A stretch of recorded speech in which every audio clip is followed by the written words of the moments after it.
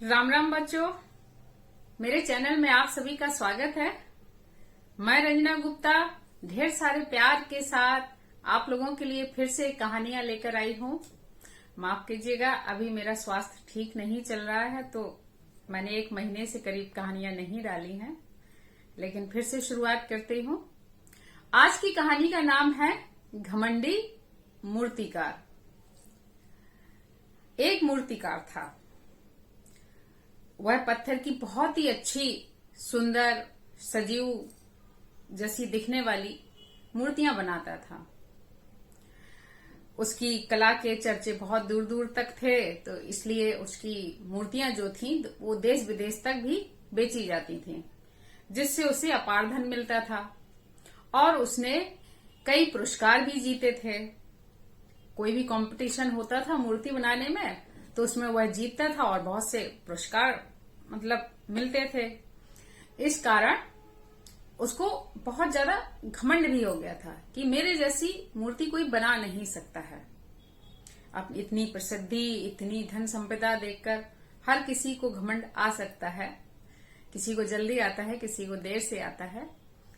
तो एक बार उसी नगर में जिसमें मूर्तिकार रहता था, एक ज्योतिषी आया। मूर्तिकार ने अपना हाथ दिखाया तो ज्योतिषी ने कहा कि आपका जो ये धन, वैभव, प्रसिद्धि, इसका सुख आप ज्यादा दिन नहीं भोग पाएंगे। मूर्तिकार ने पूछा कि क्या मतलब? तो ज्योतिषी ने कहा कि आप कुछ ही समय में मृत्यु को प्राप्त हो जाएंगे। मूर्तिकार ज्योतिषी तो चला गया। ज्योतिषी की बात सुनकर मूर्तिकार ने यमदूत को छलने का एक उपाय सोचा।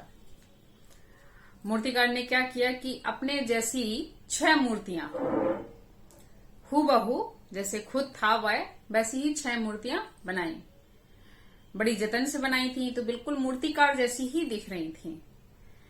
अब उसने, जिस दिन उसकी मृत्यु का दिन निश्चित था, जो ज्योतिषी ने बताया था, उसने उस रात अपनी 6 मूर्तियों को लिटाया और उन्हीं के बीच में वह भी लेट गया। अब निश्चित समय पर यमदूत आया रात में, तो वो देखकर हैरान कि 7 मूर्तिकार एक ही जैसे, 7 मूर्तिकार लेटे हैं, मैं किसको ले जाऊं? यमदूत ने सोचा कि मैं पहचान कैसे करूं। यमदूत के पास भी एक उपाय आया और वह यमदूत मुस्कुराने लगा कि मैं अपने काम में फेल नहीं हो सकता हूं। और उसने चिल्लाकर कहा, उपाय जैसे ही यमदूत को सूझा तो उसने चिल्लाकर कहा, वाह मूर्तिकार, वाह, क्या सुंदर मूर्तियां बनाई हैं तुमने। तो परंतु तुमने एक भूल कर दी इसमें।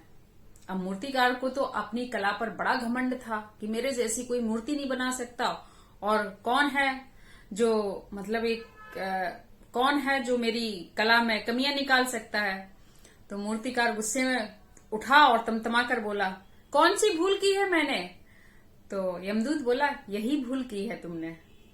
मूर्तिकार बोला, मतलब बोला कि मैंने आवाज दी और तुम्हारे अहंकार ने तुम्हें जगा दिया, और तुम्हारा अहंकार बोल पड़ा कि मैंने कौन सी भूल की है। यदि तुम्हारा अहंकार या घमंड दबा होता तो तुम शांति से लेटे होते और मैं इन 6 मूर्ति और एक तुम्हें पहचान भी नहीं पाता कि असली मूर्तिकार कौन है, और मैं उसके प्राण नहीं हरता। पर अब तुम्हारे अहंकार ने तुम्हें बता दिया कि तुम ही मूर्तिकार हो, अब मैं तुमको ले चलता हूं। और उसने मूर्तिकार का हाथ पकड़ा यमदूत ने, और उसको वो ले गया मृत्यु लोक को। कहानी खत्म हुई। बच्चों, कभी घमंड नहीं करना चाहिए किसी की बात का। धन्यवाद बच्चों। कहानी कैसी लगी? अच्छी लगी हो तो लाइक, शेयर एंड सब्सक्राइब जरूर करना।